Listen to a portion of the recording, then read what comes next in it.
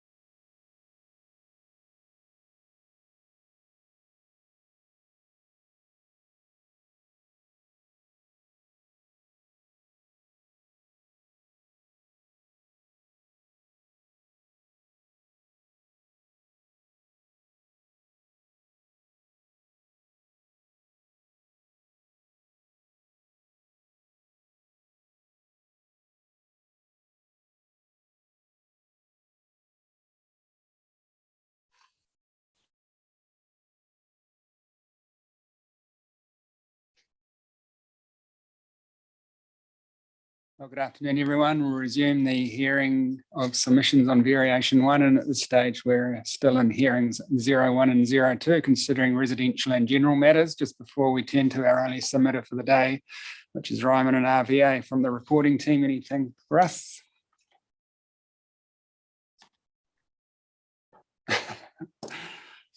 All right, so to the Ryman and RVA representatives on Zoom, can you hear us? I can, thanks. Yes, thank you. I think we're just waiting for our legal team to arrive. They've got their mic little thing crossed off.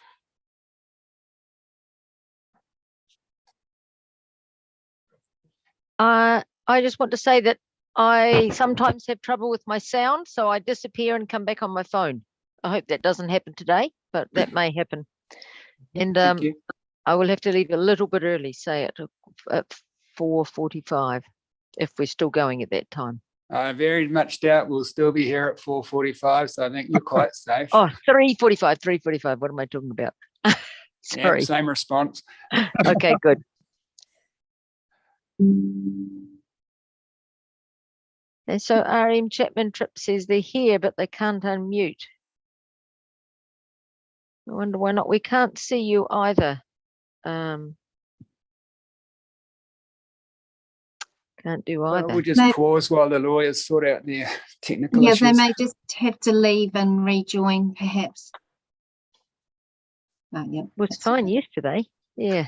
Yeah, that's right. They're dialing in again. Just a wee note down the bottom of the screen. yeah.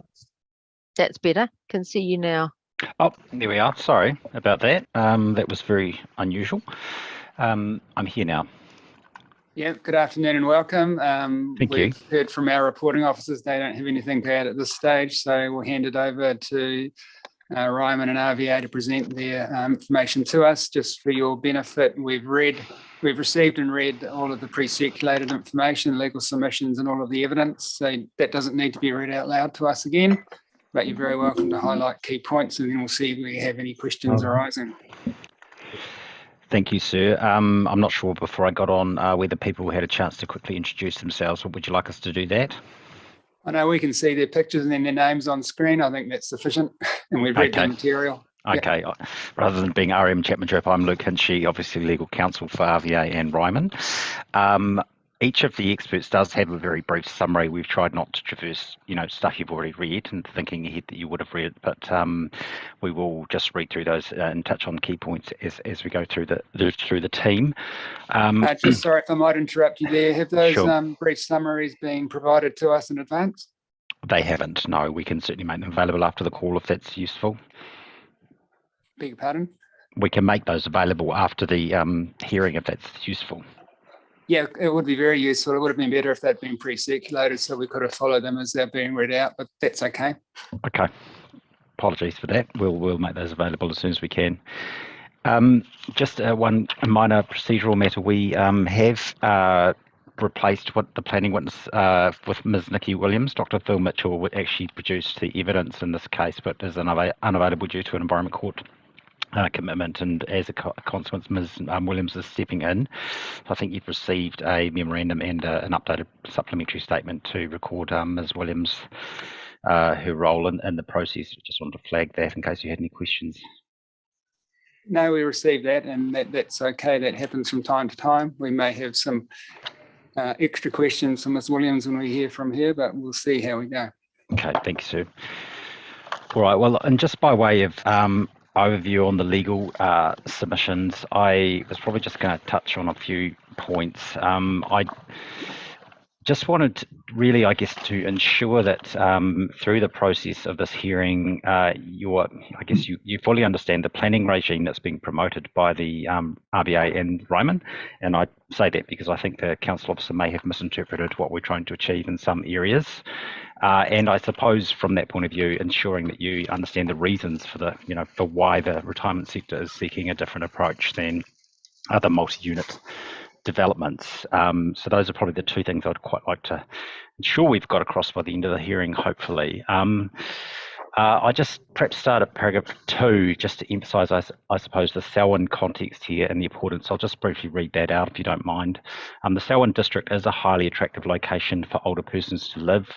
It is one of the fastest growing districts in the country, with the population almost doubling since 2006. Between now and 2048, the population aged 75 and over in the district is forecast to increase more than 6-fold. The wider region is experiencing similar ageing population growth patterns. However, the shortfall of appropriate retirement, housing and care capacity to cater for that population is already at a crisis point, and delays and uncertainty caused by the RMA processes, particularly the consenting processes, but also planning processes sometimes, are a major contributor. And hence, Sir, why we're here. The relief sought, and this is at paragraph 5, I'll just touch on the highlights really in terms of the relief, and Ms. Williams will take you through that in a bit more detail.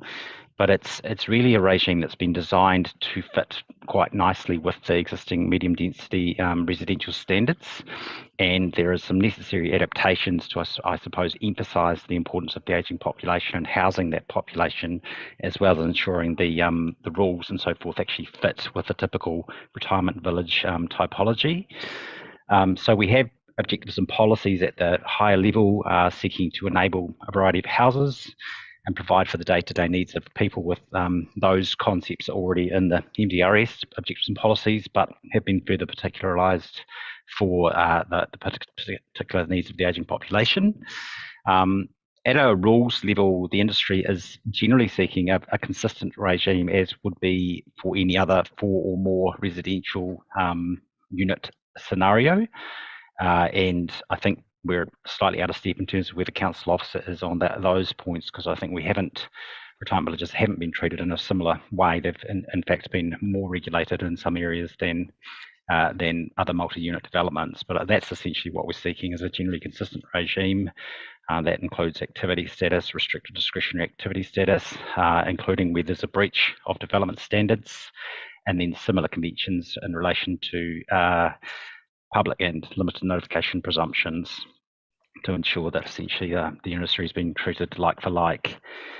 In terms of the nuances of the regime, particularly at the rules level, and again, I think this is something the officer hasn't quite got to grips with, but there is a proposal to include a retirement unit definition in the plan, and that definition, as you'll see, is very close to the definition of a residential unit, but the subtlety is that it doesn't refer to the likes of kitchens and bathrooms, because in retirement villages, some unit types simply just don't have those things, and as a result, they wouldn't be, there would be a lacuna essentially in the planning regime if there wasn't a definition which picks them up.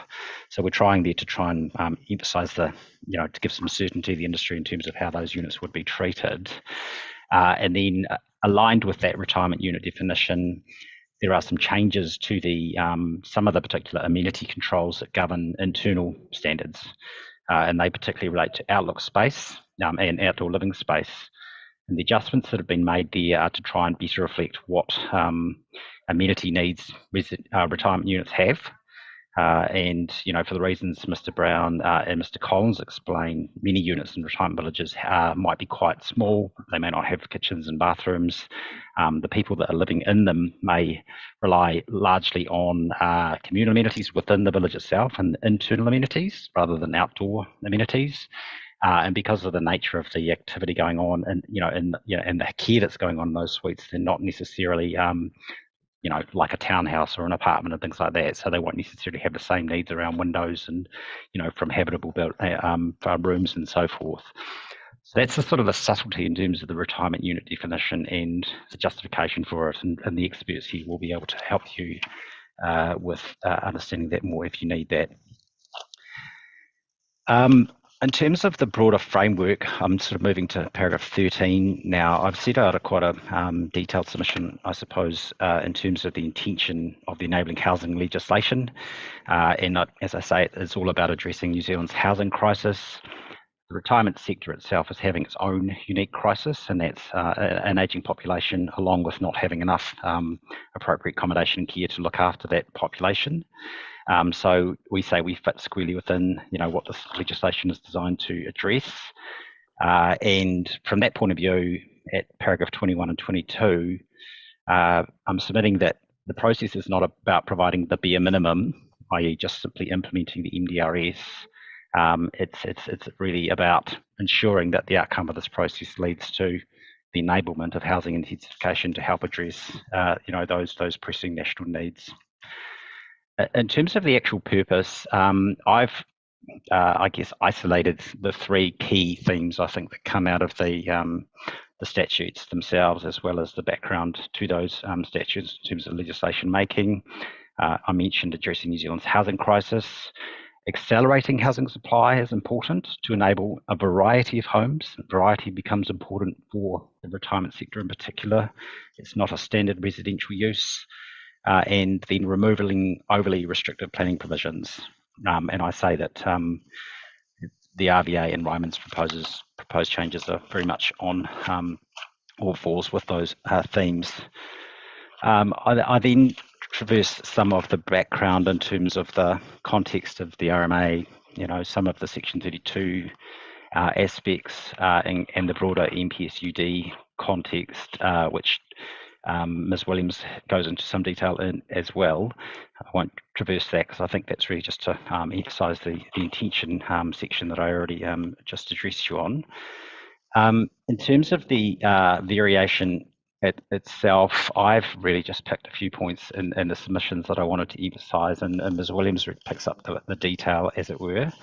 There's probably a couple of points. One of the justifications that comes through in the officer report is essentially just relying on the evidence and the process that occurred through the previous proposed district plan hearings.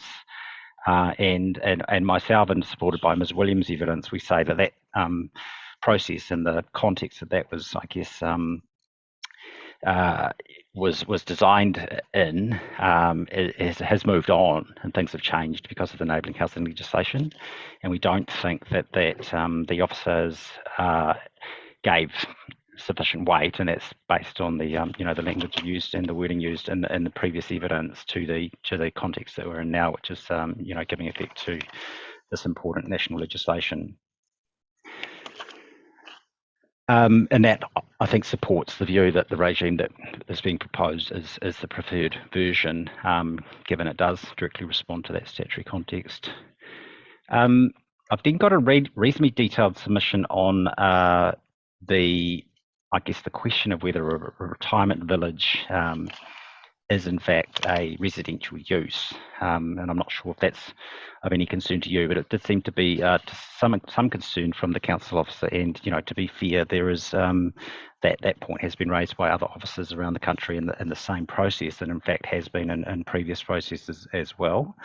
My submission is that it's very clear that a retirement village as a whole is a residential activity. And we draw on the definition of retirement village in the National Planning Standards, which talks about being a residential complex designed for residential accommodation for people who are retired, and then it also includes other activities that go alongside that: residential activity, recreation, leisure, supported residential care, and so forth. And I just say that standard, that definition, is very much about accommodation and residential activities, and the activities go along with that are for the residents as part and parcel of that residential living. Mr. Collins and Mr. Brown and Ms. Professor Kirst give some evidence in terms of the factual context there, which supports the view that all of those activities going on in retirement villages are very much residential. And I've just drawn your attention to two High Court cases, one relatively recent, in terms of similar discussions that have come up in the past as to whether things like hospital care activities in retirement villages are still residential activities, and whether all of the ancillary or complementary activities going on within retirement villages are still part of that residential activity. And both of those High Court cases essentially came to the same conclusion, that that essentially those things are all part of the residential use and don't sort of push it into a different non-residential category. And then I've mentioned in the final stages of the submission there just the fact that those residential standards are not entirely suitable for retirement villages, particularly around that internal amenity, and I won't sort of go into that in any more detail. So those are probably the key points I wanted to touch on, Sir, and I'm happy to answer any questions. Yeah, thank you for that. Lindsay, any questions? No. No. I'd just like you to explain why the submission is seeking a specific definition of retirement unit. Yeah. Given that there's already recommended a specific rule for retirement villages, and all the other residential zones in the district plan have a rule for retirement villages. The definition section has a definition of retirement villages that aligns with the National Planning Standards 1. And in fact, your own evidence before us reinforces the emphasis on retirement villages. For instance, some of the policies and Dr. Mitchell's suggested amendments, his Res-P12A, for example, refers to retirement villages. So I don't see that the definition of retirement villages has any kind of limitation on the number of houses or units or whatever you want to call them within a village. So why do we need to go any further than that? So the answer to that, and Ms. Williamson might want to pick this up as well, is primarily to address the medium density residential standards which govern internal amenity.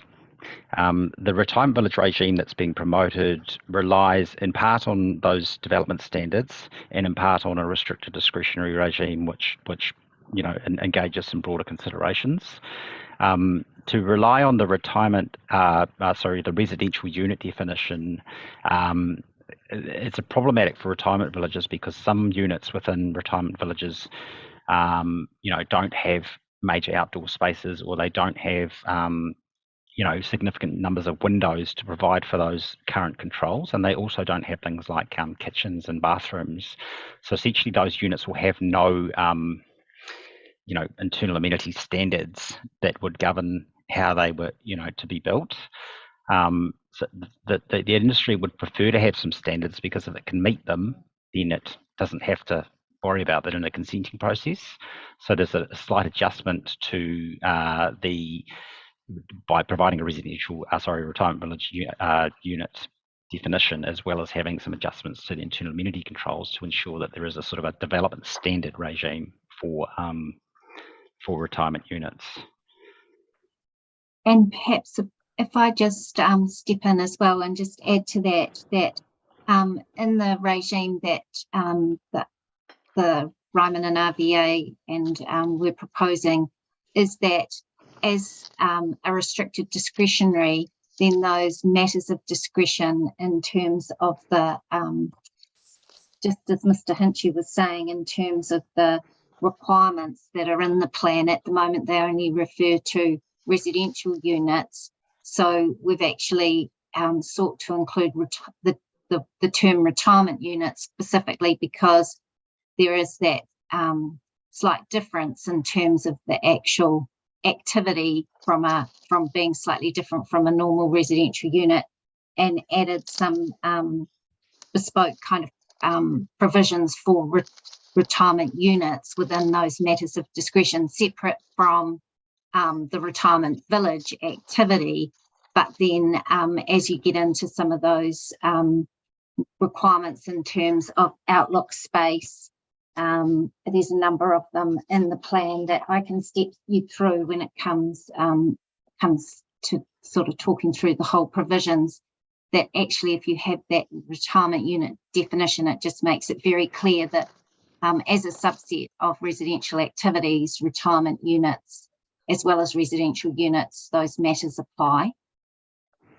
Is it worth, Sir, just taking you to Ms Williams' evidence, because I've just found the relevant provisions. It's at page 54 of the Dr Mitchell's evidence in chief, and at 56 we've got some track changes which are essentially tracking to the existing development standards in the plan, which are replicating the MDRS density standards.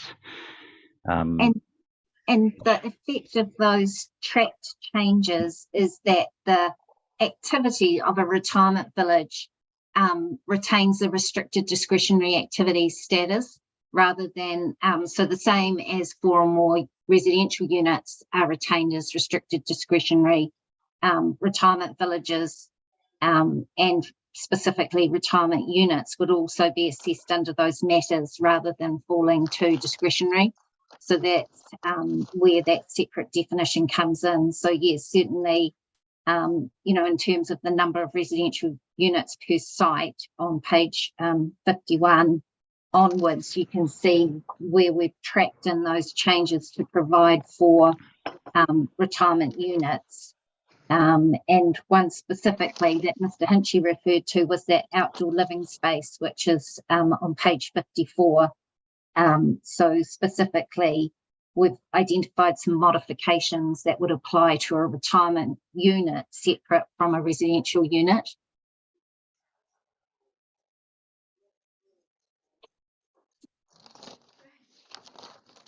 In terms of your interests, are there any unforeseen or unintended consequences of your proposed definition of retirement unit when you say you want it to explicitly state that it's not a residential unit?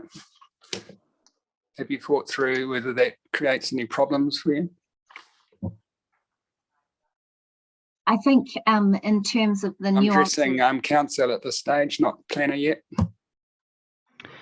Well, Sir, in terms of how it applies in the medium density zone, that's exactly what it's designed to do, and to the extent that the commercial zone picks up for a regime for retirement villages as well, then that will be, we've thought about how they fit into both of those zones. To be fair, I don't know whether that has a broader implication in terms of the plan.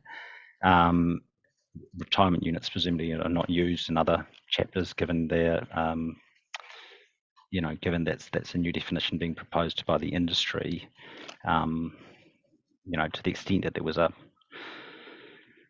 might let Ms Williams offer an answer there too, in case she sees any issues there before I suggest any alternative. Certainly, no, we haven't seen identified any broader issue across plan by including that definition.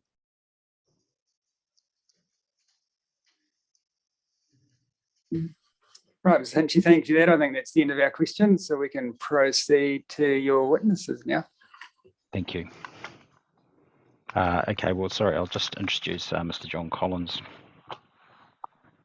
Yes, good afternoon, Commissioners. I'm John Nicholas Charles Collins, is my full name. I'm the Executive Director of the Retirement Villages Association of New Zealand Incorporated, or RVA. I was appointed Executive Director of the RVA in October 2007. I've now been in the industry for over 15 years. I have considerable knowledge and understanding of the aged population and the retirement sector and its challenges. As set out in my full statement of evidence, the proportion of older people in our communities compared to the rest of the population is increasing rapidly. More people are seeking out the high quality care and amenities that retirement villages provide. Demand for retirement villages is outstripping supply. I note that for the avoidance of doubt, the primary purpose of retirement villages is to provide permanent homes for the residents who live there, whether that be in a higher care environments or as independent living. In the RVA's experience, people living in retirement villages would universally describe the village as their home. Ancillary services are provided for the residents and complement the residential functions of villages. Further, sites in existing residential areas which are appropriate for retirement villages and aged care developments are extremely rare due to the size and location requirements. Accordingly, sites of the required size and in good locations need to be capitalised and efficiently used. In the Selwyn district, the key outcome we seek is to accelerate housing intensification for the ageing population in a consistent and enabling regulatory framework which clearly responds to the needs of an ageing population and the unique features of retirement village activities. We also seek to remove undue planning restrictions which are needed to better affect the government's housing intensification requirements. We're encouraged by the reporting officer's acknowledgement that it is appropriate that retirement villages are specifically provided for in the medium density residential zone. That said, some aspects of the officer's report are concerning. For example, the officer has wrongly assumed that altering the MDRS for retirement villages will result in a lower standard of amenity for residents. Retirement villages provide private and communal amenities and outdoor areas. These areas cater towards the specific needs and wants of residents. For example, in response to resident sensitivity to outdoor temperature extremes. The proposed adjustments to the MDRS are only intended to reflect these specific needs and do not decrease the amenity afforded to residents. We also disagree with the officer's view that there is no need to differentiate between a residential unit and a retirement unit. Retirement villages contain a range of unit types to cater for the different care and mobility needs of the residents and have a range of different functional and operational needs compared with typical residential developments. Accordingly, a modified set of rule requirements for internal amenity is required to appropriately recognise these needs. In the RVA's view, and guided by Dr. Mitchell and Ms. Williams, the proposed district plan is not fit for purpose. Overall, the RVA considers the proposed plan must firstly provide for the separation of the land use component of retirement villages from the construction component, with the land use being a permitted activity and construction as restricted discretionary activity. Secondly, provide for the efficient use of suitable sites for retirement villages in the medium density residential zone, including on larger sites, given the shortage of such sites. Thirdly, provide clear and proportionate planning controls to manage the potential effects of retirement villages. And fourthly, recognise the functional and operational needs of retirement villages to ensure consenting requirements for villages are proportionate. And these outcomes will be expanded on by Mr. Matthew Brown, Professor Kursk, and Ms. Nikki Williams. Thanks. Happy to take any questions. Thank you, Mr. Collins. All three of the panel members were also commissioners on the residential chapter of the proposed district plan, where we heard from you and your colleagues at some length, but I'll see if we have any questions arising from your specific brief of evidence for this hearing. Anyone? I have no questions. I've read much of Mr. Collins' evidence all through the hearings and his evidence is clear. Thank you. Lindsay? Yeah, I've just got one, and that's in relation to the conversation the chair had with council before about retirement unit. The recommendation is to include a new definition, and it's got a statement in there about whether or not it includes cooking, bathing, and toilet facilities. Now, presume that is targeted at the highest levels of care provided in a retirement village setting, but presumably if there are people in the utilising the highest levels of care, there will still be provision for them to be fed, to be bathed, and to use a toilet. So from a retirement villages, broad retirement villages perspective, you're going to be providing those facilities, whether or not they are within a unit or not, aren't you? Generally speaking, yes, if you think of the range of units, range of topologies that are available in a unit in a village, they range from, say, a 3-bedroom villa, which might be 160, 170 square meters, and that will have a full kitchen and bathrooms and the rest of it, right the way through to apartments, which might be 35, 40 square meters, have a modest kitchen, which might consist of a electric jug and a microwave, a fridge, and showering arrangements, and certainly a toilet. These would probably have an occupation right agreement contract on them, so the resident pays a capital sum for them for the slightly nicer surroundings. And then we have a fully subsidised unit, which might be between 15 and 20 square metres. And for those units, there will be no kitchen, because the residents obviously get food from their communal kitchen and dining room. And they may well have a shared ensuite, for example, with another unit. So it is a broad range of opportunities. In that last case, those units would be available for members of the public or residents who don't have sufficient capital, or whose capital assets are below the threshold for government funding for aged care.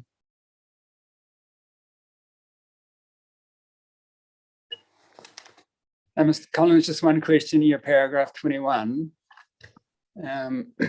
You talk about the variation needs to provide for the efficient use of suitable sites for retirement villages in the MRZ, including on larger sites. Through the rezoning hearings on the PDP, we've had a submission from one provider, not Ryman, but another provider, to build a retirement village in Lincoln on land that was formerly or currently zoned industrial. And we've also had a rezoning submission in front of us at a retirement village in West Melton.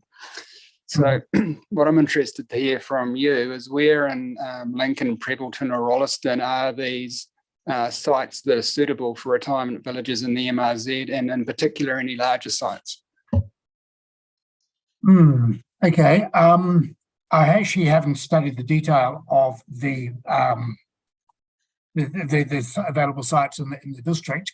However, at the risk of seeming to kick for touch, it may well be that Mr. Brown might be in a position, as he's actually on the ground, as it were, developing specific villages, may be able to assist on that question. All right, thank you for that.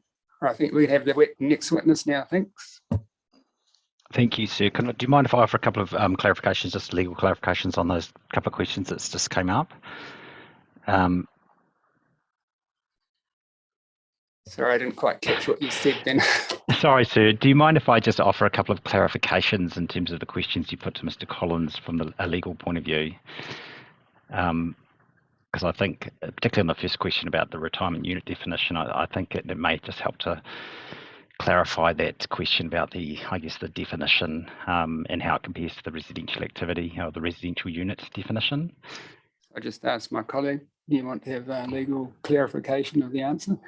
If it helps. Yes. Commissioner Beige says yes, if it helps. Well, hopefully it will, sir. Otherwise, I'm going to get in trouble.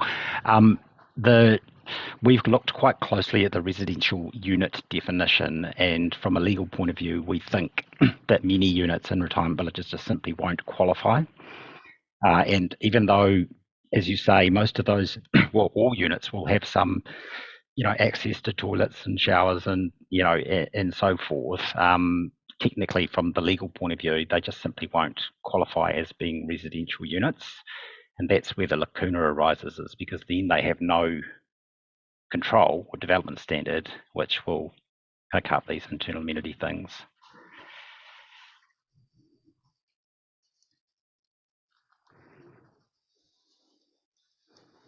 That's all. Yeah, Thank you. Okay, I think I know where you're coming from, but isn't it very much a splitting hairs argument in relation to needing a specific definition for a retirement unit, where the residential zones themselves actually provide for retirement villages, and by definition, retirement units are located in retirement villages.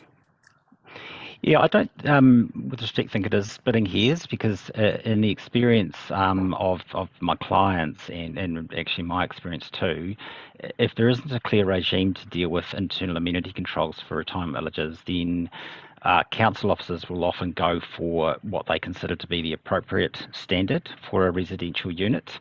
And for example, in some of the higher care units that Mr. Collins was talking about, they just simply won't have an outdoor space. And a council officer will say, well, that doesn't sound right. They don't have the appropriate amenity. In fact, that's what the officer is saying in this particular case.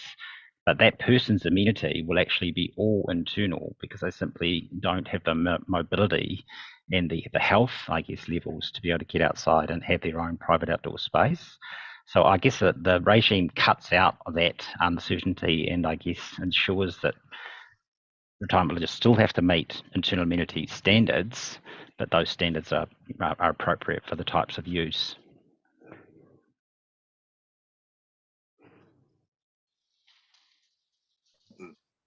No further questions, but I will have some more questions on this for Ms. Williams. Thank you, sir. All right, I'll then hand over to Mr. Brown. Good afternoon, Commissioners. My name is Matthew Brown. I'm the General Manager, Development NZ for Ryman Healthcare. I've prepared this statement to provide a brief overview of Ryman's interests in Variation 1 to the proposed Selwyn District Plan. I don't propose to repeat my evidence. However, I reiterate there is a major need for comprehensive care retirement villages in the Canterbury region, including the Selwyn District. Development of new villages beyond Ryman's current pipeline will be needed to meet the longer-term shortfall. Ryman is well aware of the importance of providing more retirement accommodation and care in Selwyn to meet the needs of the ageing population. Our existing and expected villages in the Canterbury region will provide homes for over 3,500 ageing residents. Ryman was recently granted a consent for a new comprehensive care retirement village in Rolleston. At the time of the consent being lodged, the village already had a long list of people who had expressed an interest in living in the village. Our village will release hundreds of existing homes to families in need of housing and will help contribute to affordability. Ryman is very encouraged by the direction in the enabling housing legislation. Planning controls are a significant factor impacting the speed and efficiency of building new homes for older people. Clear planning provisions allow us to invest with greater confidence, and we can design villages and use scarce land more efficiently.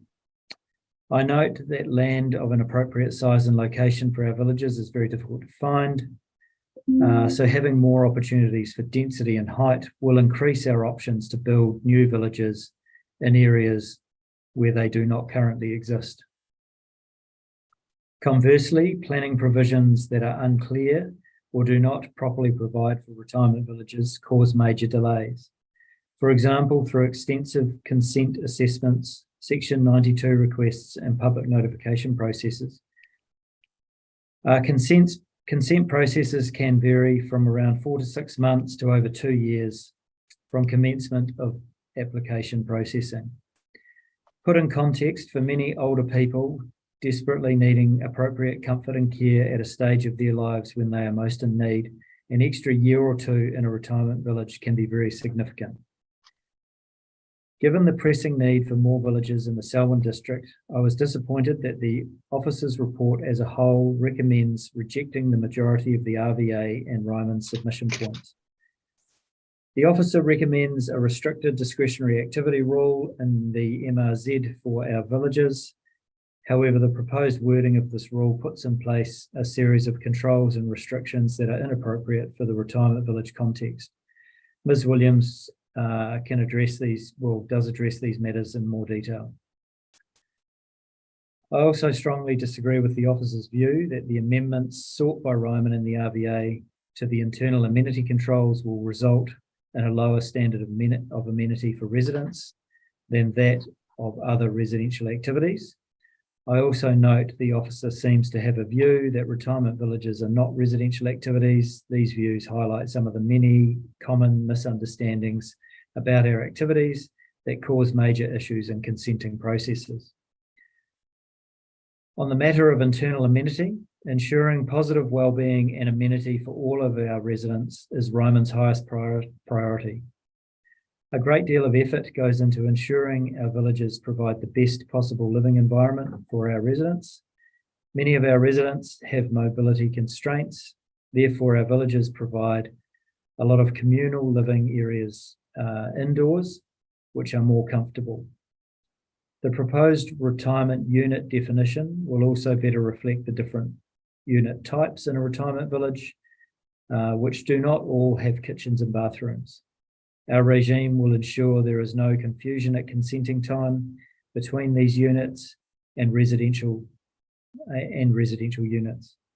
It will also reduce the debates about whether the internal amenity of our villages is appropriate. On the matter of retirement villages as residential use, our villages provide permanent living accommodation. Our residents describe the villages as their homes. All complementary uses in the villages are for the residents and for their guests. These are important amenities and services. Many residents are frail or have mobility restrictions, making it more difficult for them to travel to access amenities and services. These services are not available to the general public. We would be happy to show the commissioners around some of our villages so you can witness firsthand what a village looks and feels like. And you'll see that our villages are just well-designed homes for older people. I'm also concerned about the proposal for retirement village consent applications to be processed as a discretionary activity where development standards are not met. I see no principled reason for this status.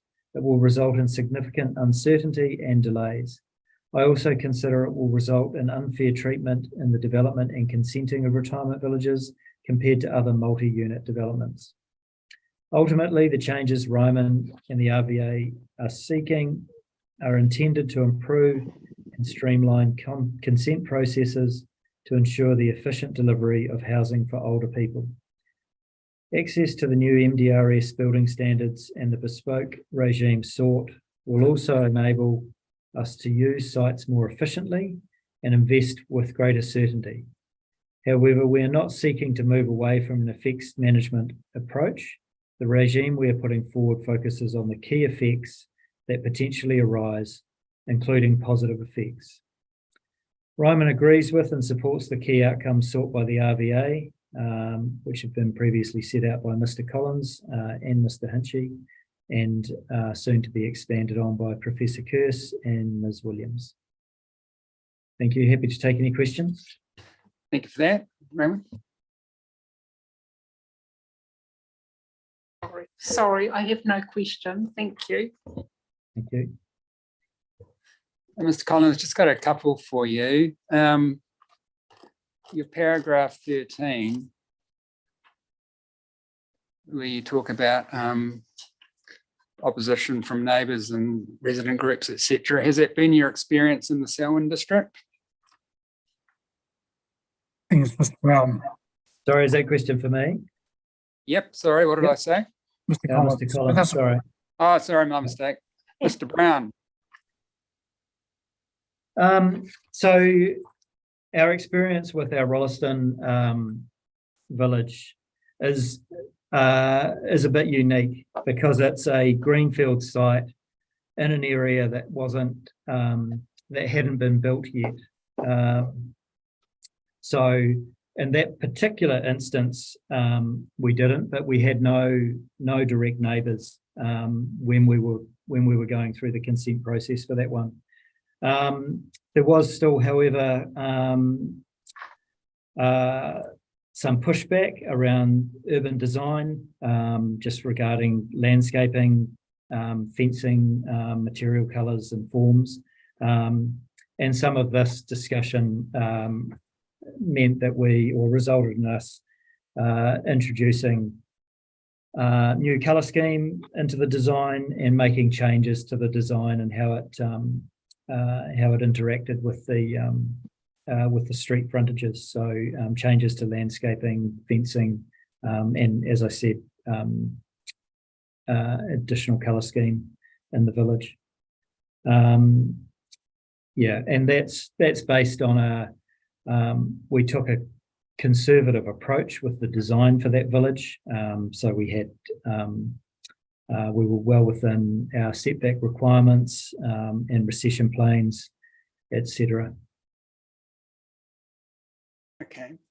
And just to your paragraph 19 at the top of page 4, you say, sort of 5 lines down, it's inappropriate for retirement villages that do not meet certain standards to default to a discretionary activity status. Not quite sure why, well, can you explain why you think that's the case? Shouldn't a decision maker have an ability to decline an application if certain standards aren't met?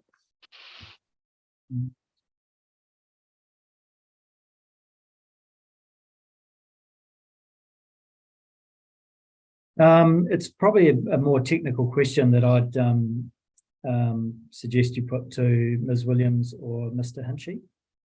Well, it's your evidence. So what did you have in mind when you wrote that sentence?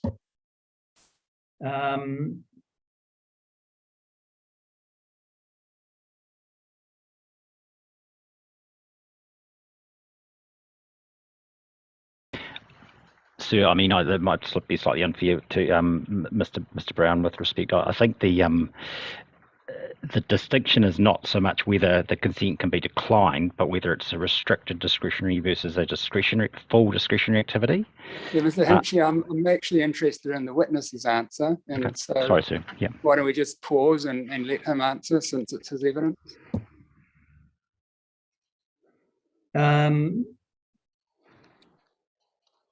Yeah, I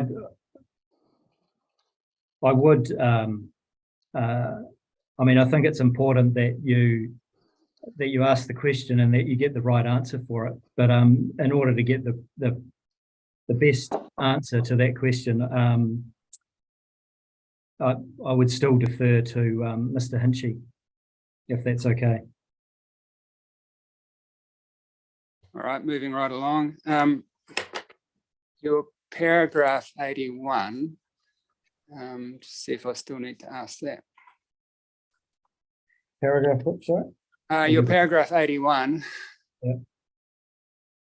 So in the previous application that you discussed in relation to paragraph 13, did that happen here? Did you incur any delays during the resource consent process due to unclear or ill-fitting plan provisions?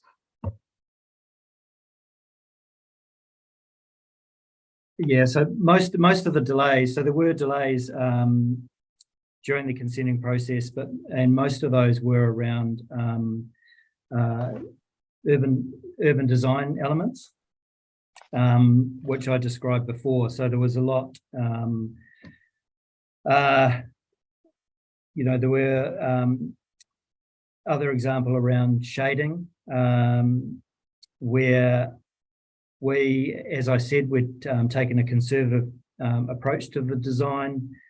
We had single level buildings around the perimeter. We met recession planes and we were well within setbacks. However, one thing that was required of us through the urban design discussions was that we had to go around some of the neighbours on other sides of the or some of the neighbouring properties that weren't developed, and get written approval from a shading point of view. Whereas if anyone had come along and built a standard residential building that still complied, it could have easily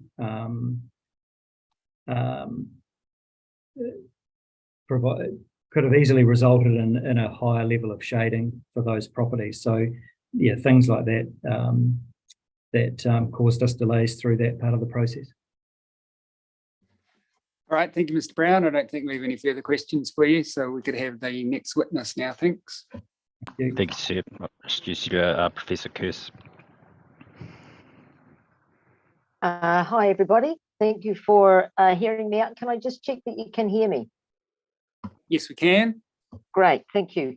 So I'm Nairi Margaret Kerr. I'm the Joyce Cook Chair in Ageing Well at the University of Auckland. I'm a GP, also trained in geriatric medicine.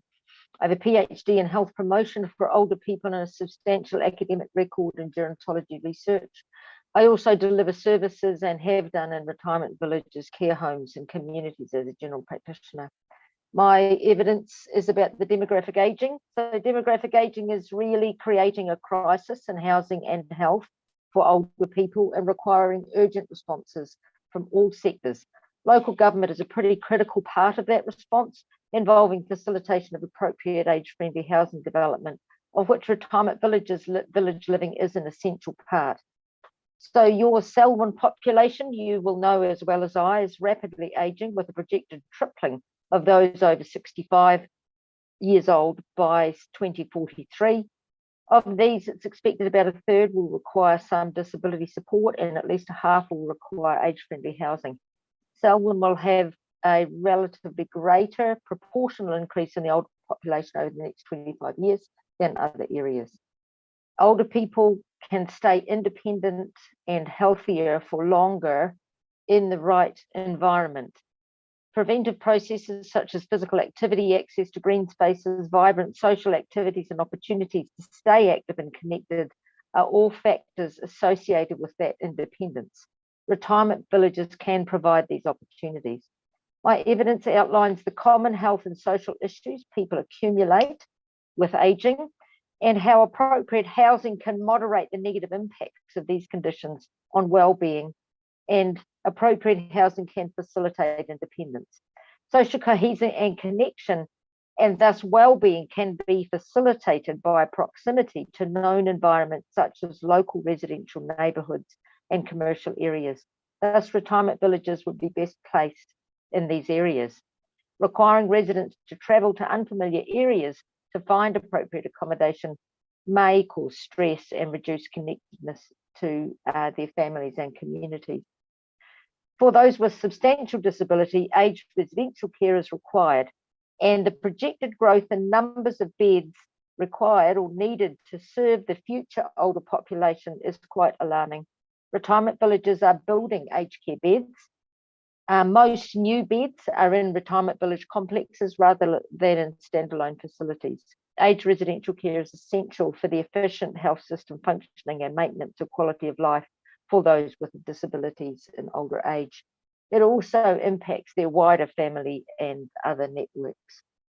So that's a very brief summary. I'm happy to take any questions. Thank you for that. Lindsay. No, thank you. No questions. Raymond. Yes, I have a couple. At your paragraph 11, you talk about satisfied residents moving to retirement villages, and you talk about most are satisfied. What percentage would not be satisfied? Well, it depends on how you ask that question, of course. So I understand Mr. Collins will have more detailed information, and that the surveys they do of residents show that over 85% are quite satisfied, with a smaller proportion of up to 10% being less satisfied. Other surveys and research contests have showed that a proportion are lonely, and that loneliness, when you look at the proportion up to 20%, is just the same as loneliness of people in the surrounding communities. People choose retirement villages sometimes because they're lonely, and sometimes that loneliness continues. There will always be a very small number of people who are quite unsatisfied with their living situation and will complain about that. I found your comments on loneliness, or your information on loneliness, really interesting. Thank you for that. I have no further question. And no further questions from me. As I referred to earlier, we received kind of similar evidence during the residential chapter hearings on the PDP. I don't think you appeared before us, but we did get similar kind of evidence. So your evidence just really built on that. So, but no questions or clarification. Thank you very much. Thank you. Thank you, Sue. Well, I'll just hand over to Ms. Williams then. Good afternoon. as Mr. Hinchy has introduced, Dr. Mitchell's unavailable today, but I have adopted his evidence and submitted that brief supplementary evidence that you've got before you. And I will take his the evidence largely as read, but we'll just sort of drill into some of those key issues that we've been discussing. Ms. Williams, sorry for interrupting. Just before you get into the substance of Dr. Mitchell's evidence, I just got a question for you from your brief 4-page Sure. thing that was circulated late yesterday. Have you got that in front of you? I have. Yeah, so I'm looking at your para 5. And I was interested to read where you said you were deeply involved in the preparation of Dr. Mitchell's evidence. And I'm just curious as to what that means. Did you write some of his evidence, or what does that mean? Yes, I've certainly been involved in peer review of the evidence and certainly reviewing the Section 42A report. So I had a role in drafting of the evidence through that process. Okay, so you actually drafted some of Dr. Mitchell's evidence. In the peer review process, I was involved in working through the evidence. Okay. All right, thank you.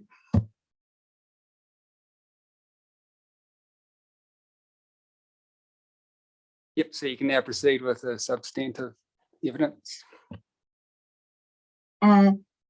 Right. So I think leading off the discussion in the previous witnesses and thinking about the NPSUD, and as Mr. Hinchy has pointed out, that enabling legislation is seen as a starting point, and certainly the submissions of the RBA and Ryman are building on the Enabling Housing Act directions, which requires that a variety of housing types and sizes are provided for, which does respond to that changing housing need and demand. And as Mr. Collins and Professor Kearse have set out, that increasing population in Selwyn is significant, particularly that ageing population. Perhaps if I just turn to paragraph 44 of the evidence, where we jump in, discuss the proposed Selwyn District Plan, and I think the discussions you've already had about the inclusion of the retirement village definition in the proposed plan and provision for retirement villages as a restricted discretionary activity. One of the key issues, however, is that if the application is unable to comply with some of those built form performance standards, it then results in the application either being discretionary or non-complying. And certainly, as Mr. Brown has set out, that was the issue at Rolleston, where the application largely complied with all of the performance standards. However, it did breach the height, even though it was only 2-storied, but more for roof design perspective, and failed to be considered discretionary, and overall, because of the zoning issues, was a non-complying activity. However, this planning approach has been carried through into variation 1, and certainly we consider that there's the opportunity to really provide for residential intensification and enable retirement villages through this process. So really, in terms of ensuring that the district plan provisions are fit for retirement villages, it's appropriate that the activities status in the zones are appropriate. And this is something that across the country with all the IPI plan changes, certainly it's getting that consistency approach, particularly for retirement village operators when they're doing due diligence on new sites, that they have a clear understanding of the activity status and how the assessment criteria will work when assessing applications. So really it's about clear, targeted and appropriate development standards to guide the notification and planning assessment of retirement village developments. And we note that the standards are largely aligned to the MDR provisions for multi-use residential developments as a subset under the 4 or more units. And perhaps if I just jump through then to where we get into the specific issues in paragraph 58, where we've been discussing the issue of definitions and the purpose of the retirement unit definition as separate from the residential definition. And picking up on the point from earlier, certainly the definition of a residential unit includes that it must exclusively be one household and must include the sleeping, cooking and bathing and toilet facilities. So that's where that terminology has been picked up and brought into that retirement unit definition. But the reason for including it is really to enable when we're assessing an application as a restricted discretionary activity in those matters that are set out in the plan, including both residential unit and the bespoke retirement unit in those provisions. So again, it's really just adding that clarity to the planning process and rule framework. So really, I think both Mr. Collins and Mr. Brown have talked about, and Mr. Hinchy also raised the issue that often, because the typology can be different across the range of units, there may be some instances where the unit doesn't fit that residential unit definition. Certainly then thinking about the planning framework and the specific matters in terms of enabling retirement villages, the objectives and policies that are proposed are really aligning to the NPSUD and certainly meeting the requirements of the Enabling Act, as well as to recognise the differences of retirement villages from supported residential accommodation and other residential land uses in the district.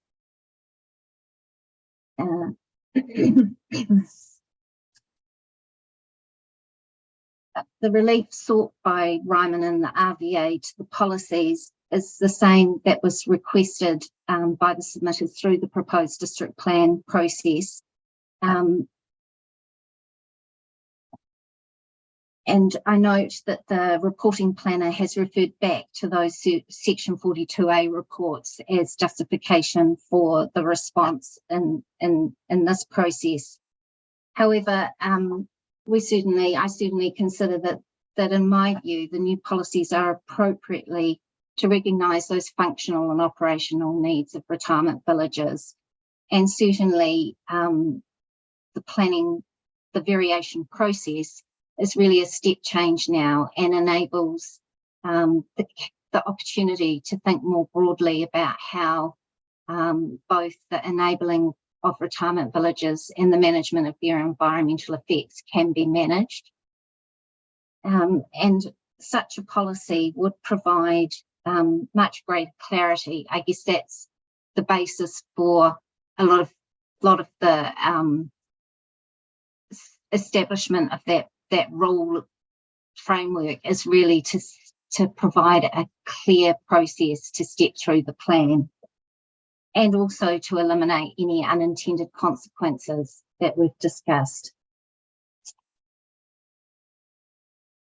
In particular, I've actually reconsidered the specific retirement village policy that was attached to the submission and provided a slight amendment to just clearly link back between the matters of discretion and the policies. So there is that clear linkage across the whole process. So I can perhaps step through that as well in a little more detail for you. And we have amended that residential policy 12A to better reflect both the enabling of retirement villages, but also the need to align with the planned urban character of Selwyn.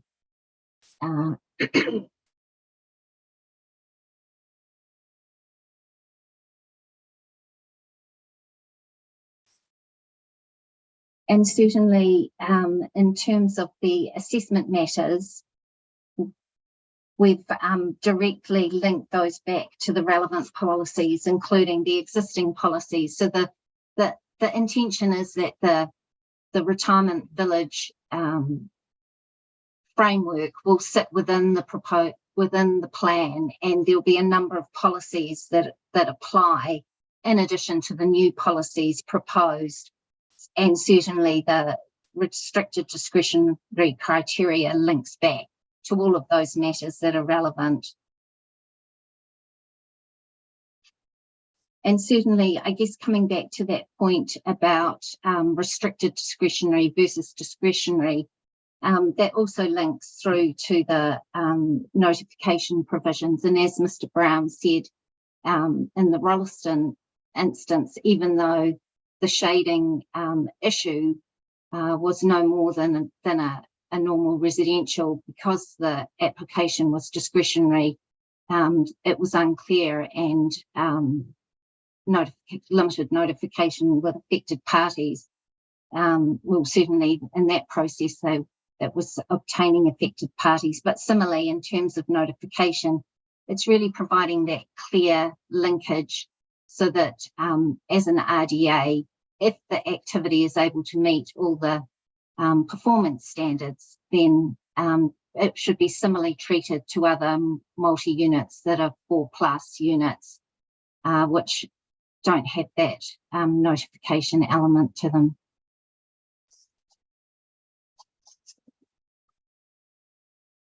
So really, as noted in the evidence from Mr. Brown and Mr. Collins, it's the process of the submissions is really seeking that consistency across the regulatory framework for retirement villages in Selwyn,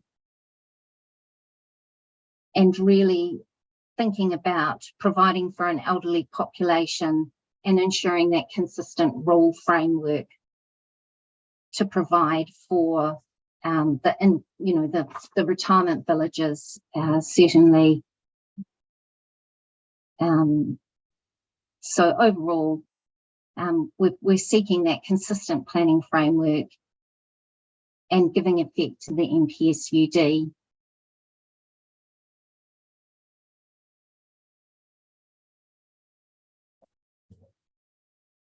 Are you finished? Sorry. Shall we see if we have questions now? Yes. Okay, thank you. No, thank you. I have no questions. Lindsay?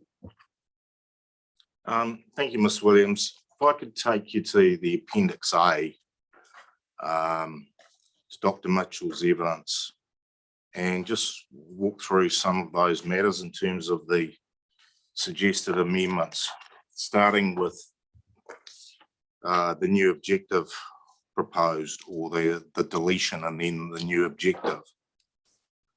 In terms of existing objective RESZ05, it's very much around the existing wordings, very much around the built form and high design standards. And what is proposed is quite a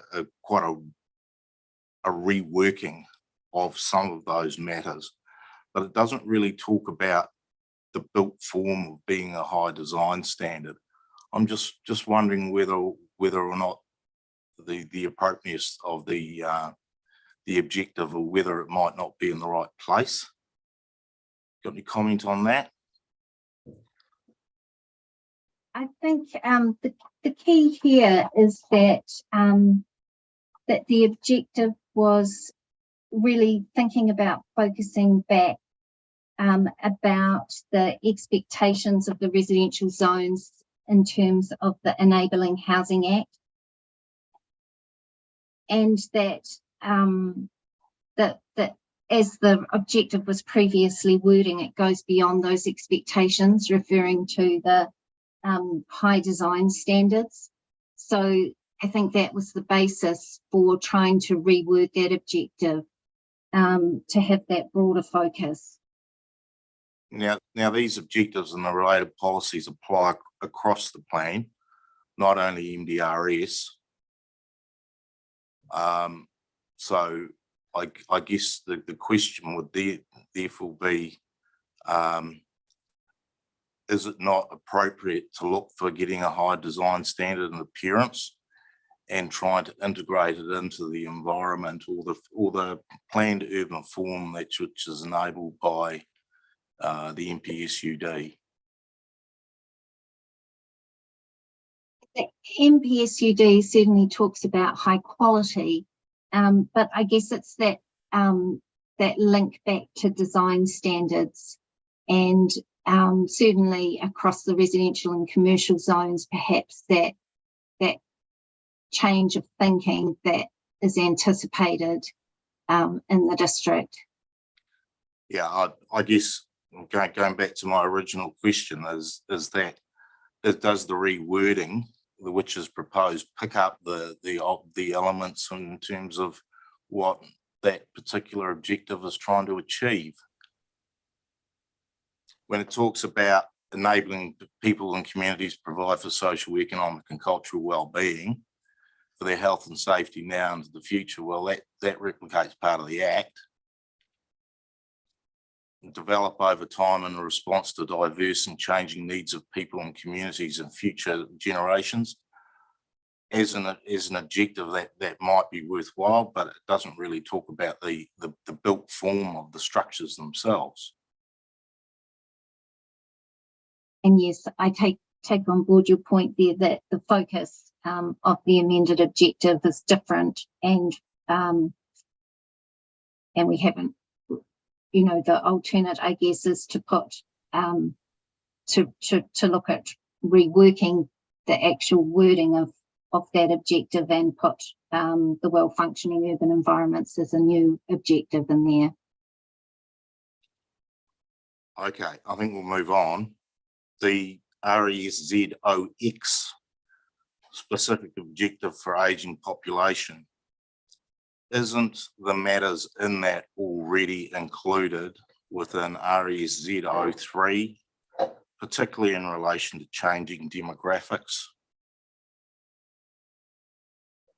Is there the necessity for having a district-wide new objective purely relating to ageing population when there is a wider objective which deals with population growth and changing demographics?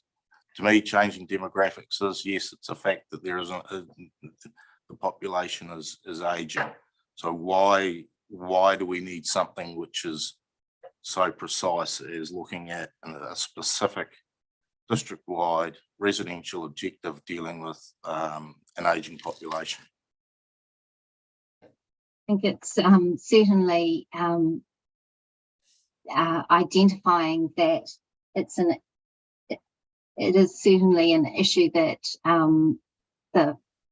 that needs to be addressed, and it's really just bringing it to the forefront. So through this process, taking cues, I guess, from the legislation as being the base to start from, really expanding that out and really focusing on the concerns of the ageing population.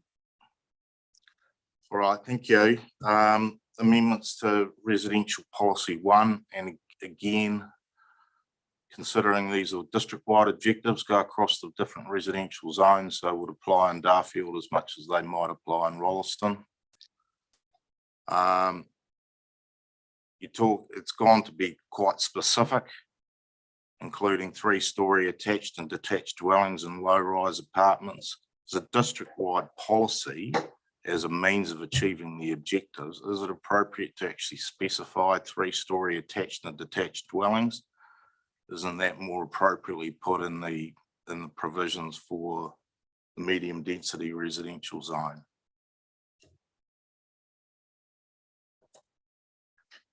Yes, I mean, as a district, I take your point there. As a district-wide policy, I think it was just thinking more broadly about enabling that variety type, and perhaps certainly at the time,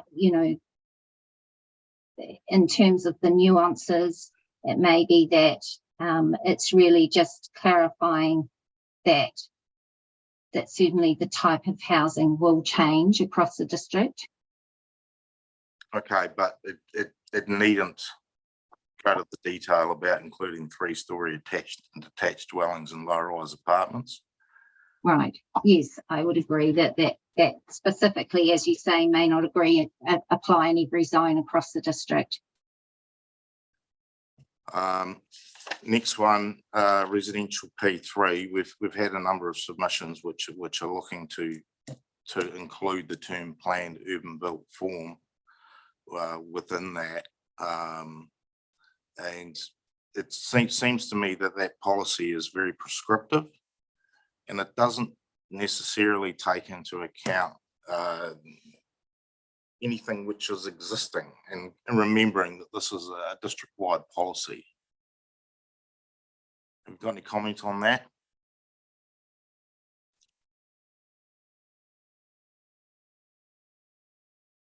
I think certainly the focus was perhaps, as P3 was worded, it was talking about maintain and enhance, whereas now the intention is that the plan built form will change. So it was really not disregarding what's existing, but certainly thinking about the planned urban built form.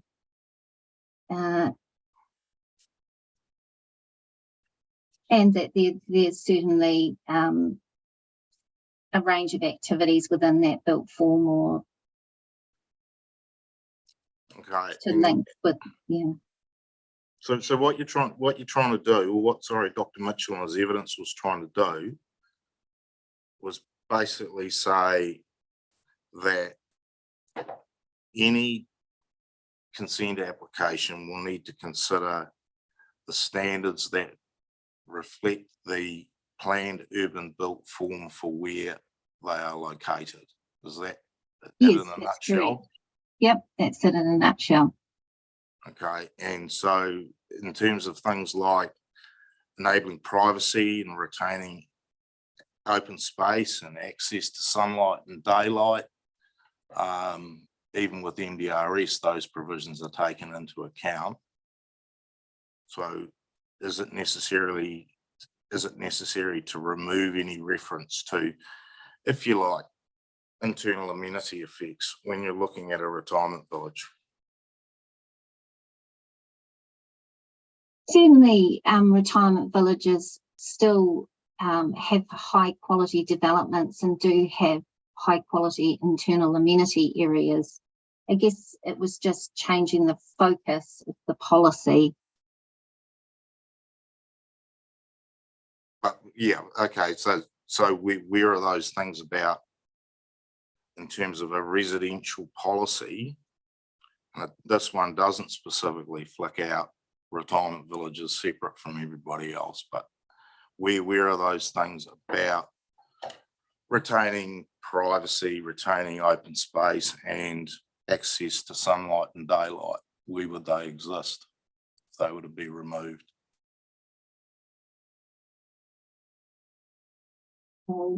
Certainly, and it may be that, I mean, certainly we're happy to work with council and looking at tweaking some of these policies just to make sure that we haven't been too, I guess, a blunter instrument, but certainly the retirement villages policy 12A and the residential policy certainly the retirement village policy talks about providing good quality on-site amenity, recognising the unique layout and internal amenity and the other day-to-day needs of residents. And certainly the policy P12 talks about the scale and appearance and reflects the residential style and character of the locality. So there are, I mean, I guess it's not just taking one policy, it's looking across the group of policies in the plan. I guess my question was, where is the where is the policy reference to enabling privacy and retaining open space and access to sunlight and daylight, recognising that the MDRS has some provisions on those as well. I guess certainly talking about, I think that the policy for retirement villages picks some of that up, but it may be that that certainly the focus of changing this policy was away from that direction. Okay. All right. The next one is P12 and P12A. My impression of the Selwyn plan is that it does make recognition of retirement villages. It makes some recognition by including a rule in the plan. Or the officers are recommending a rule for retirement villages itself. But at a policy level, are the matters in P12, don't they encompass the matters in your P12A as well? And is it specifically necessary to pull out retirement villages in relation to other appropriate uses in a residential zone? I think the purpose of creating P12 was to separate retirement villages from supported residential accommodation, so to identify that separately in its own policy. And certainly in Dr. Mitchell's evidence, it certainly recognises that the rule exists, that it is in the RD, but really the recommended changes that we've included in the appendix is really going further than that rule and making better provision for retirement villages so that it works across the plan more succinctly. And then over the page 38, residential PX. So you've got another policy about provision of housing for an ageing population, or Dr. Mitchell's proposing another policy, in addition to one which is about retirement villages. Is it necessary that there is two policies dealing with what are essentially the same issues? I think again, it's just reinforcing the point, and certainly thinking about more broadly of providing for greater density and the ageing population within the district. I think the ageing population is a well-known issue. It's whether or not we actually need to go to the extent of having two policies in the residential chapters dealing with ageing population and dealing with retirement villages. And I think this policy is more generic, and certainly we'd be happy to perhaps look at how we could expand 12A to encompass what's in PX. Okay. Next one, the next PX, larger sites. I've dealt with a few retirement villages as a commissioner, and I'm fairly sure Commissioner Van Voorsthausen has as well. Right. Yeah, I've dealt with 4. Okay. And so you're wanting a specific policy about larger sites. And this applies across the residential zone. Now, in terms of the land supply, retirement villages themselves are looking for larger sites. They tend to be done at scale. Why is there specific need for a reference to larger sites in the policy framework, which applies across the residential zones in the district? I understand that the purpose for this is really to identify the opportunities of intensification on those larger sites, and that they certainly will align with the NPSUD and provide for us, that as much capacity as possible. So it's really just providing that policy context. So sorry, I don't understand why there's a need for a specific policy, because you want your residential policies to apply across the board, whether they're a larger site or not. If you've got a number of smaller sites, they could be amalgamated, for example. I'm just, I guess, struggling with the rationale for needing a specific policy dealing with larger sites. Yeah, certainly. I mean, I feel that really the three policies are intended to kind of work together, but certainly it was really thinking about the opportunities that those larger sites enable in line with the NPSUD. Okay. I'll move on to the last one of that batch, being the role of density standards. Again, this applies, it's no reference to retirement villages at all. So what you're trying to say is when there is an application for consent, that the density standards, regardless of what the zones go, as a permitted baseline for the assessment. Isn't that a matter of law anyway? Why does it need to be in the policy? I think it really just provides that clarity again, so that there's a clear framework throughout the plan. Yeah, but isn't that framework also provided by other policies, particularly in terms of and the objectives?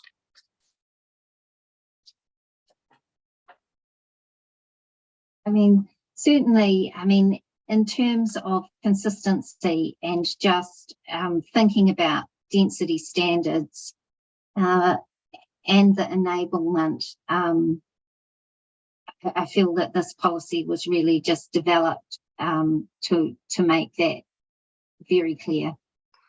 Okay. We'll move through to the matters of discretion. Retirement villages, REZ MAT X is your one, page 45. Now, I understand what you're trying to do here, and again, remembering these go across the district, not only the areas closest to Christchurch. But what you're trying to do is, when we talk about, if we go through this in detail, so you consider the effects arising from exceeding the relevant density standards, which was something we just talked about before. You've got the adjacent streets and public spaces, which is already included in matters further up, particularly in relation to matter 1. In terms of residential design. The same could apply to C. Then you've got a new one about articulation, modulation, and materiality, have visual dominance effects associated with building length. Understand that that's not explicitly anywhere else in relation to building length. But the whole fit, and it needn't necessarily be building length. Couldn't it be building height as well? If you have something which is a bit bigger in terms of height, don't you want articulation, modularity, and materiality to also address the visual dominance effects from height, as opposed to just defining it to length? Yes, I think on reflection, I would agree with you there that perhaps that just identifying out building length.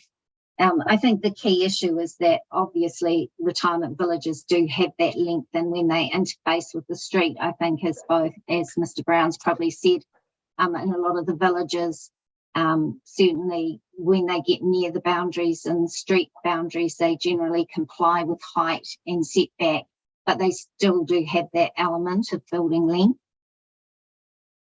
Yeah, So I feel that's, it's a slightly different typology with a residential village. yeah. Okay. And then you've got this one about number F, about positive effects of construction, development and use of the retirement village. So at the moment, with the officers are recommending in the medium density residential zone, there'd be a specific rule which relates to retirement villages. So as an RDS, you cannot, restricted discretionary activity in RDA, you can't necessarily consider the positive effects. So what you're trying to do is actually say, as a matter of discretion, you've got to recognise that having a retirement village is a good thing. Is that what's being suggested here? Yes. Isn't that already covered in terms of some of the other matters about supported residential accommodation, and also specific matter 13 about location of comprehensive development and retirement villages? I think the intention was that this would encompass the, I mean, it may be that it is duplicating what was there, but it was really just to provide a very clear RD role in the plan. Okay, and then we go to the notification status. Yeah. So sorry to interrupt there. Can I just to be fair to Ms. Williams, could you just point to the particular matters of discretion for supported residential accommodation, which you think pick up that positive effects categories? I read that. No, that's not what I was saying. Yeah. No, but there is a specific matter 12 and a matter 13, which talks about supported residential accommodation. And matter 13 is about the location of comprehensive development and retirement villages. Yeah, my reading of those is that they seem to be focusing on the adverse effects. So my questions about the positive effects was that isn't in there anywhere else about the positive effects. I see. Yeah. No, understood. Yeah. Yeah. Okay. Notification status. Then, and again, this is specifically the bottom one about whether preclusion is on limited notified, relating to the medium density residential zone only. So you've got requirement 2. So we add 3 to 5, and I think, sorry, I'll just get those up in front of me. MRZ rule requirements. Just like me, requirement 2 relates to number of residential units per site, or it could, so that is one thing. Building coverage, so exceeding 50% of the site area is in terms of requirement. Height relating to residential activities, and then height in relation to boundary being 5. So why, I'm just a little bit unsure about the preclusion for, if you comply with all of those, you can't be limited notified. Is that what? Yeah, so similar, I think we've taken this cue. This is where the we've included the retirement villages into those requirements. Sorry, I'm jumping through pages here.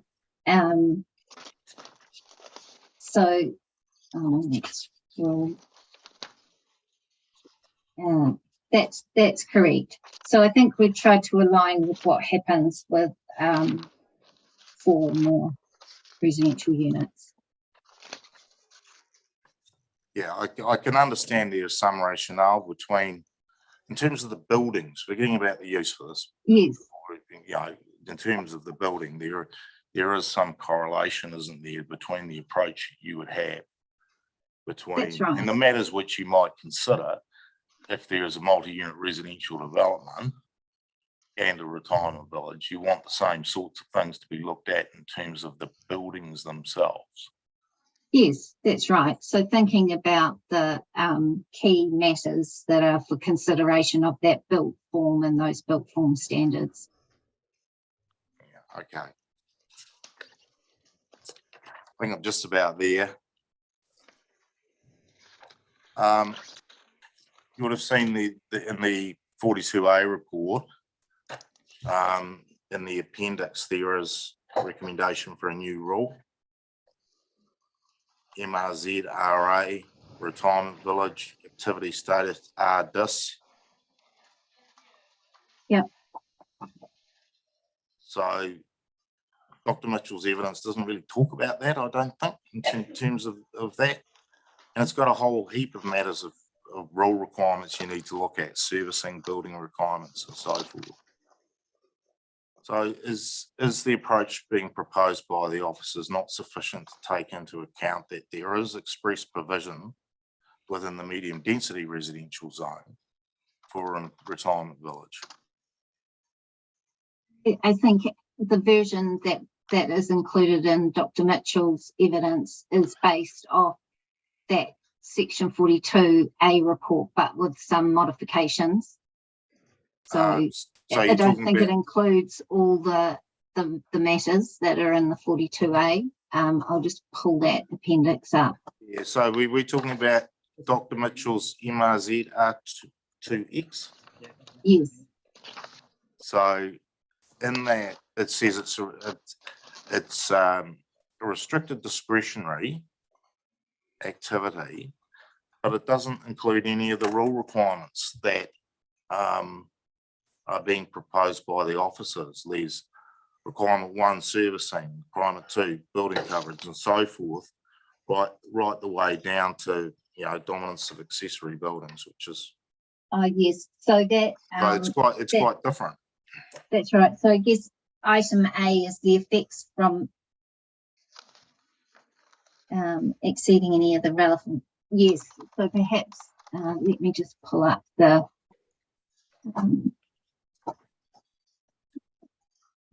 got the officer's report. I just need to get that appendix in front of me. Just bear with me. Just pull it up.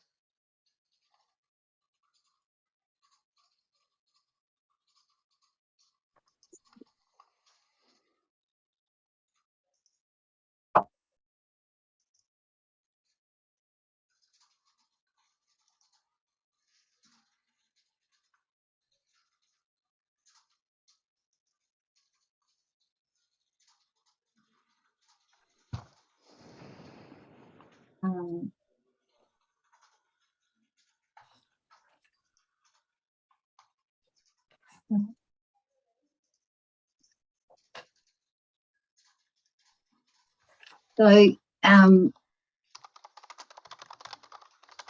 RDS, yes. So maybe that yes, they've listed any activity that complies with the following rule requirement, and I think that certainly it may be that the version in Dr. Mitchell's evidence, it may be that could be modified in terms of A, where it talks about the exceeding of any relevant density standards. It may be a matter of actually, we've got right, actually pulling those matters into the rule rather than just in the notification provisions. Yeah, okay, but the rule which is being proposed is substantially different to the rule That's which right. is being proposed by officers and doesn't include any of those things which you might want to look at from a consenting point of view for compliance, like servicing, certainly, and building built coverage, height in relation. whether Yes, it's landscape, whether there's outdoor space, those sorts of things. yes, there'd be certainly REQ that we've talked about, that perhaps we would want retirement villages excluded from. Okay. We can then turn to page 56, MRZ requirement 9, outlook space. So on obviously with MDRS, there's some minimums required for residential units. But if you're looking at an outdoor space and you're looking at a retirement unit, you're wanting a pretty small piece of land that these particular people can look out on. 1 metre in depth by 1 metre in width for the principal room. Is that really desirable for somebody who is elderly to only have a very small area that they can look out onto? I think it's intended that as a retirement village, that there'll be the communally accessible locations, and so rather the focus on individual outlooks for some of those units, it's more about the communal outdoor areas or outdoor living space. And it may be that some of those more high care units do have limited outdoor outlooks. But in reality, if you're looking at a retirement village, you're going to be, you know, the retirement village operator will be looking at what they need, and they'll be looking at the provisions that there are in the plan, and they will be working through how best to reconcile any discrepancies between the two, what you want to do and what you're provided for. I just find a specific provision saying you only need to provide 1 square metre of outlook space for a residential occupier to be very limiting. And whether you might choose to have an area of open space which is looked at by a number of different units. And Right, you can justify that through your RDIS process that you're going to be going through, because I think we both recognise that certainly the modern retirement villages are done at some scale nowadays. That's right. Yes, and it may be that, as you say, it may be that rather than a specific size, it's thinking more broadly about how accessible a communal outlook might be rather than an individual outlook. And I agree that retirement villages are generally developed at scale, so it would definitely be part of that overall restricted discretionary assessment. Okay. Thank you. I've got no further questions. It's just a few matters I want to discuss with you. Commissioner Dash has taken you through the objectives and policies in quite some detail, so I don't need to cover that. I was listening very carefully to your answers though, and I didn't hear any reference to anything in the Enabling Housing and Supply Act that would possibly lead us to a different conclusion than in how we'd consider those matters in earlier hearings, but I don't need to ask you anything about that. I do want to just come back to this issue of the retirement unit definition. I'm concerned about unintended consequences, and I'm also concerned about plan-wide implications of this. The GRZ zone, the LRZ zone, and the SETZ zone all have specific rules for retirement villages within them. Those chapters aren't subject to variation 1. You've sought that the retirement unit definition apply within the MRZ.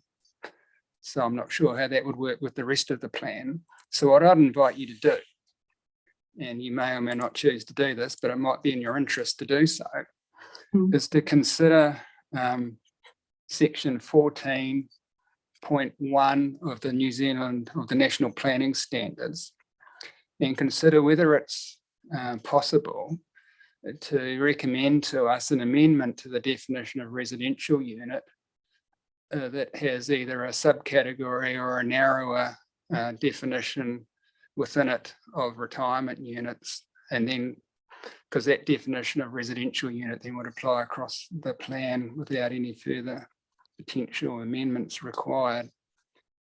And I'm not sure if that's a possible solution or not, but I'd invite you to think about that. Yes, certainly, and I'd be happy to perhaps go away and think about that and follow up with some just written follow up on that in terms of whether or not possibly an amendment to that definition of residential activity rather than a new definition may work better. I don't know if it would or not, but if you give it some thought, that would be helpful. Yeah. I just want to talk about Dr. Mitchell's Res Matter X. Now, in the residential zone chapter hearing, we had a lot of evidence provided by the retirement village submitters, and we had recommended to us a new matter of discretion, 14I, referring specifically to retirement villages.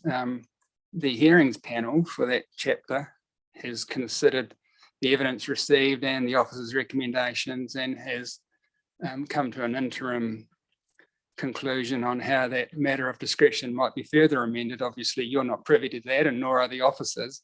But what I've been doing is comparing, in my mind, Dr. Mitchell's recommended matter of discretion and the one that we currently have sitting as a panel before us in terms of the residential zone hearings panel.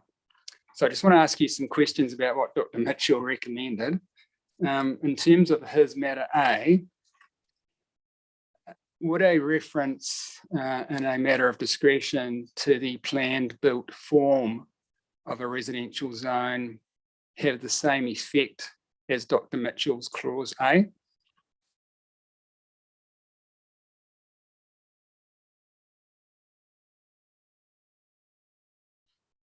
I think perhaps the planned built form might be slightly broader than A, but certainly it may be appropriate. Okay. In relation to his matter C and the issues that might occasion a decision maker to contemplate, would that be the same as things such as fencing and boundary treatments, building orientation and setbacks, landscaping and the location, orientation and screening of outdoor living, service and storage areas and waste management spaces? Would those be similar matters? Yes, they are Can I similar. just interrupt? No, I'm you really can't. sorry. No, I'm you just going to can't. have to excuse Oh, myself. sorry, you're leaving. That's all right. Sorry, I thought you were going to try and offer some advice. No, I don't have any advice at all for this matter. Yeah, thank you very much. See you later. Thank you. Bye-bye. Yes, certainly broadly encompassing those types of matters, yes. Okay, thanks. That's helpful. In terms of his matter D, and all of those kind of jargony words there, articulation, modulation, material, would that be captured by a simple reference to architectural design?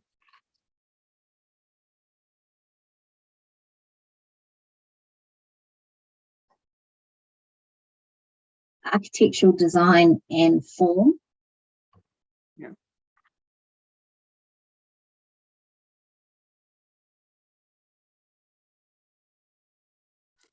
Okay, thank you. That's helpful. Now, matter E, asking a decision maker to have specific or to give consideration to specific policies.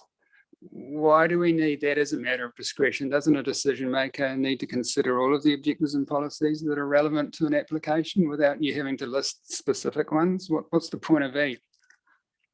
Point of this was to more directly link back to the policies for the RD, and I guess rather than that more general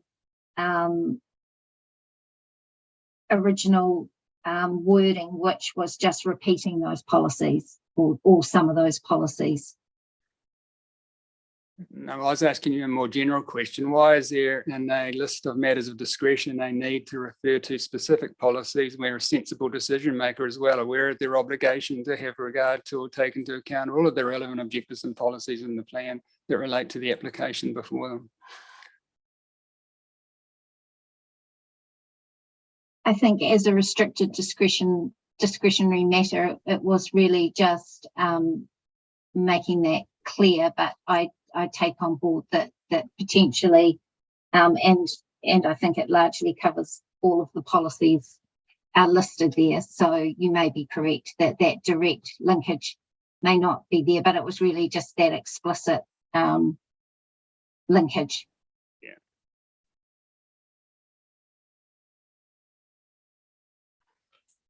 It's also a bit out of context with how these matters of discretion are dealt with in other rules in the plan too. It would be sort of a bit of an anomaly, really. And also in other plans that I'm familiar with, I think it's kind of an old school way of thinking to list specific provisions like this. But anyway, thanks for your answer. That was helpful.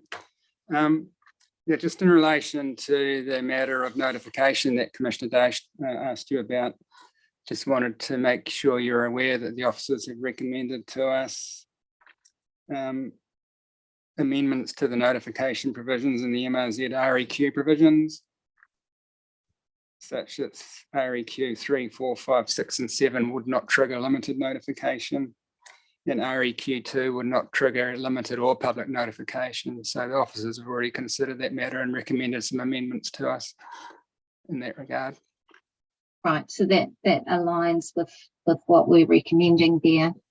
Yeah, that's right. Yeah. I just wanted to let you know that.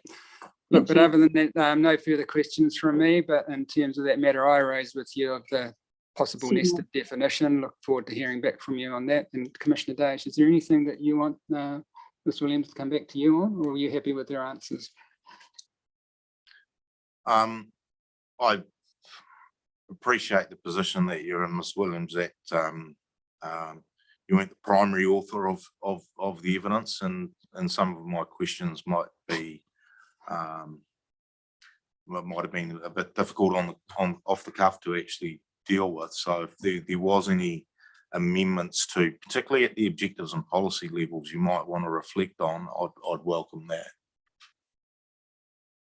Thank you.